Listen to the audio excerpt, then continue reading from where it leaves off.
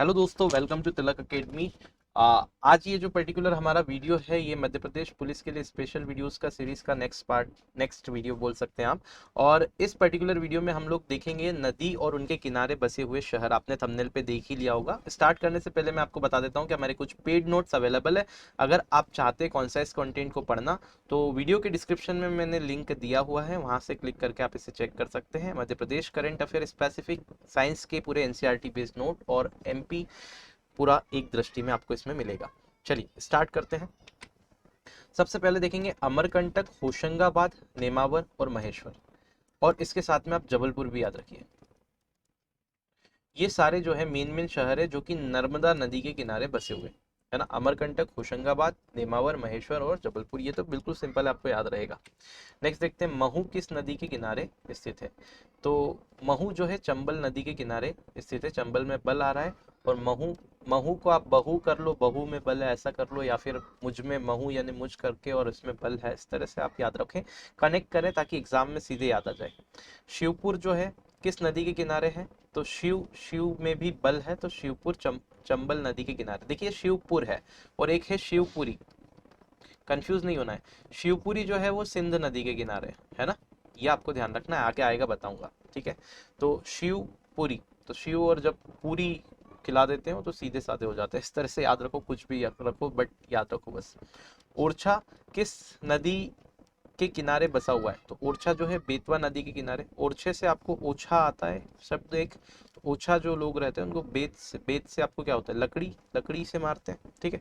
मुल्ताई किस नदी के किनारे बसा हुआ है। तो ताप्ती। मुल्ताई में ताई आ रहा है और ताई बहुत जल्दी गर्म हो जाती है, अगर कुछ भी उनके लायक नहीं हो सही चीज तो ताप्ती तब जाती है, ठीक है। शाहजहांपुर कौन सी नदी के किनारे बसा हुआ है। तो शाहजहांपुर जो है वो पार्वती नदी के किनारे बसा हुआ है।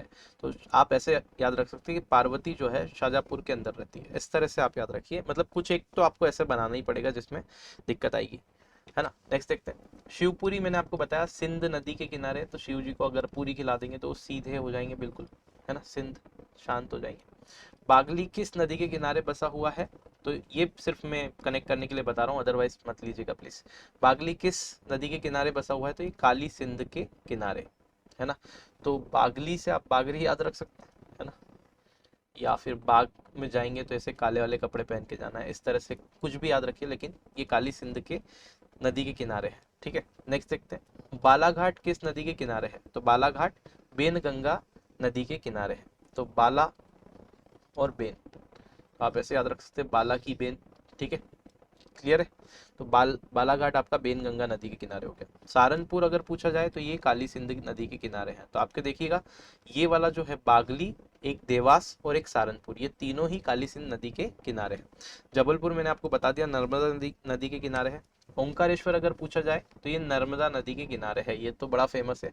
रतलाम किस के किनारे, कौन सी नदी के किनारे। चंबल नदी के किनारे। रतलाम में देखेंगे लास्ट में आम आ रहा है, आम जिसमें दम होए तोड़ लो, बल होए तोड़ लो, ठीक है। सांची किस नदी के किनारे बसा हुआ है। देखिए आम में आम आ रहा है और ये बल आ रहा है, तो आम बल से तोड़ना है, ठीक है। चंबल। सांची किस नदी के किनारे है। बेतवा। देखो सच्ची सच्ची बोलो, पहले अपन ने क्या किया था, ओछे लोगों को बेत से मारा था, और सच्ची अगर नहीं बोलोगे तो फिर से बेत से मारेंगे आपको, ठीक है। तो बुरहानपुर देखें किस नदी के किनारे है। तो ये ताप्ती, है ना। तो बुरहानपुर, बुरे जो लोग रहते हैं उनको खूब तपाओ, कोई दिक्कत नहीं है, तपा तपा के ठीक कर दो उनको। आष्टा किस नदी के किनारे बसा हुआ है। तो आष्टा जो है पार्वती नदी के किनारे बसा हुआ है, ठीक है। तो आप ये देख सकते हैं कि पार्वती हमने देखा था शाहजहांपुर में रहती है, और आष्टा, आष्टा को आप कुछ भी कैसे भी करके इससे कनेक्ट कीजिए, लेकिन याद रखिए कि आष्टा पार्वती नदी के किनारे। देवास काली सिंध नदी के किनारे बसा हुआ है, ठीक है। मैं यहाँ पे आप बताते जा रहा हूँ कि किस तरह से आप याद रख सकते हैं, बाकी आप अपने खुद से बना सकते हैं इस तरह से, ताकि रिकॉल जैसे एग्जाम में आता है तो आपको फट से कॉल हो जाए, है ना। पचमढ़ी किस नदी के किनारे, निमोनिक्स कहा जाता है इसको। पचमढ़ी किस नदी के किनारे का बसा हुआ है। तो ये तवा नदी के किनारे। अब तवे पे हमने क्या किया, 5 मणि रख दी, ऐसे याद रखिए, है ना। मनोज, ये मंसूर जो है किस नदी के किनारे बसा हुआ है। तो मंसूर जो है वो शिवना नदी के किनारे बसा हुआ है। इंपॉर्टेंट क्वेश्चन है, कई बार पूछा गया है, ठीक है, याद रखिएगा, है ना। तो ये हो गया, मंसूर शिवना नदी के किनारे बसा हुआ है। मंद और सुर, सुर को सूट कर लो, तो मंद सुर में कौन गाते हैं, शिव जी गाते हैं, ठीक है, ऐसे कर लो। धार किस नदी के किनारे बसा हुआ है। तो ये माही नदी के किनारे बसा हुआ है। माही और धार। ठीक है, इस तरह से आप याद रखेंगे। धार माही नदी के किनारे बसा हुआ है। इंदौर किस नदी के किनारे बसा हुआ है? तो ये खान नदी के किनारे बसा हुआ है। ठीक है, तो ऐसे रख लीजिए, खान बाबा कहाँ रहते हैं? इंदौर में। नेक्स्ट देखते हैं, विदिशा किस नदी के किनारे बसा हुआ है? तो विदिशा जो है बेतवा नदी के किनारे बसा हुआ है। देखिए हमने क्या देखा था, ऊंचे लोगों को बेत से मारना है। ठीक है, ओरछा बेतवा था। ऐसे ही विदेशी अगर आ जाएंगे तो हमारे भारत पे कब्जा करने, तो उनको भी बेट से मारेंगे हम लोग। गुना किस नदी के किनारे बसा हुआ है? तो गुना भी हमारा क्या है? बेतवा नदी के किनारे बसा हुआ है। राजगढ़ कौन सी नदी के किनारे बसा हुआ है? तो राजगढ़ अगेन आपका पार्वती नदी के किनारे बसा हुआ है, आपको याद रखना पड़ेगा। ठीक है, दतिया किस नदी के किनारे बसा हुआ है? सिंध नदी। तो दांत कैसे होते हैं? सीधे होते हैं। ठीक है, सिंध नदी, सीधे से सीधी मत याद रख लेना, सिंध है। ठीक है, नेक्स्ट देखते हैं, उज्जैन किस नदी के किनारे बसा हुआ है? तो उज्जैन जो है वो शिप्रा नदी के किनारे बसा हुआ है, ये आपको ध्यान रखना है। ये तो इम्पोर्ट सिंपल है, बड़े आसानी से आप ध्यान रख सकते हैं। तो दोस्तों ये पर्टिकुलर वीडियो था जिसमें मैंने कुछ इंपॉर्टेंट नदियों के किनारे बसे हुए शहरों को लिया है, मध्य प्रदेश के जिलों को लिया है। ये आपको पूरी अच्छे से ध्यान रखना है। इसके अलावा मैं आपको बता देता हूँ कि रात को 9 बजे से 10 बजे तक मध्य प्रदेश पुलिस की परीक्षा में 2022 में जो डेली क्वेश्चंस आ रहे हैं, अब तक आए हुए हैं, और जो अच्छे अच्छे क्वेश्चंस हैं जो डेली पूछे जा रहे हैं, उनका कलेक्शन लेकर मैं सॉल्यूशन करवा रहा हूँ मैथमेटिक्स के, जो कि अपकमिंग जो पेपर होंगे जिन लोगों के बचे हुए हैं उनके लिए बहुत ज़्यादा हेल्प करेगा। बिकॉज किस तरह के क्वेश्चन आ रहे हैं आपको 100% पता चल जाएगा, उनको सॉल्यूशन पता चल जाएगा कि शॉर्टेस्ट मेथड से आप उनको कैसे लगा सकते हैं। तो ये रात को 9 से 10 बजे तक फ्री क्लासेस है अनअकैडमी पे, जिसको आप ज्वाइन कर सकते हैं। ज्वाइन करने के लिए आपको क्या करना है, टेलीग्राम चैनल ज्वाइन करना पड़ेगा मेरा, जो कि है तिलक अकेडमी। ठीक है, तो आप तिलक अकेडमी जब टेलीग्राम पे सर्च करेंगे तो आपको मेरे चैनल का लोगो मिलेगा, उसको जाके फॉलो कर लीजिए, ज्वाइन कर लीजिए। वहाँ पे आपको इस क्लास का लिंक मिल जाएगा, जिस पर क्लिक करके आप क्लास को देख पाएंगे, और वहाँ पे आपको कोड लगाना है RPL10।